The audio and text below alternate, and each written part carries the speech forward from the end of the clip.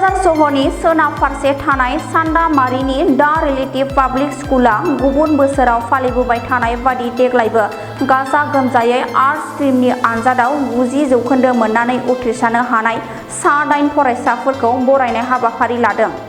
दा relative public स्कुलनि मासिगिरि सुदां कुमार ब्रह्म आरो लोगो गोरायुं राजनेश बरबराया खौरांनि गेजेरजों फरायसालिनि बारै फोरमायना होयो।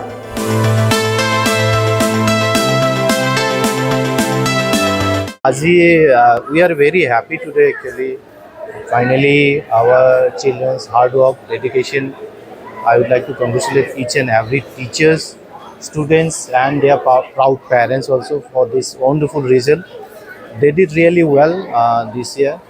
Some of them have I would like to salute some students because despite there are some physical issues, some of them miss their classes also. Despite this, they are able to score 90 plus. It's really appreciable, and I would like to thank each and everyone.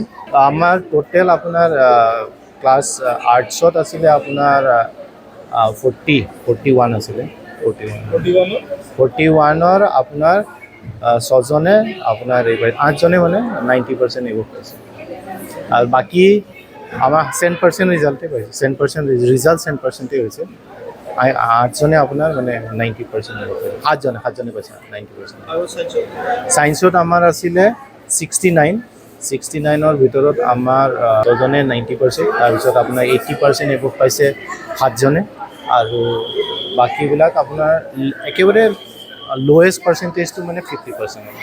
সবতকে একেবাৰে কমৰ যোনটো কি 50% পাইছে।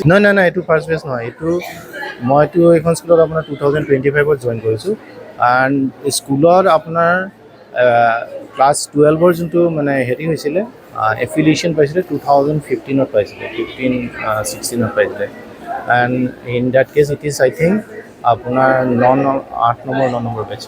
যোৱা বছৰো ভাল হৈছিলে। আমাৰ ডাঙৰ কথাটো হৈছে কি কনজিষ্টেণ্টলি ভাল পাৰফৰ্মেঞ্চেই হৈ আছে।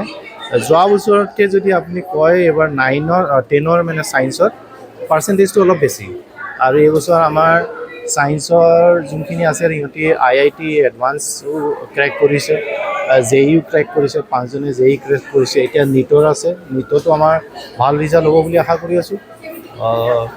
নীটৰ ৰিজাল্টটোলৈ চাই লওঁ, ভাল হ'ব লাগে। মিনিমাম 2জনমান পাব বুলি আশা কৰোঁ। 2জনটো পাবই লাগে।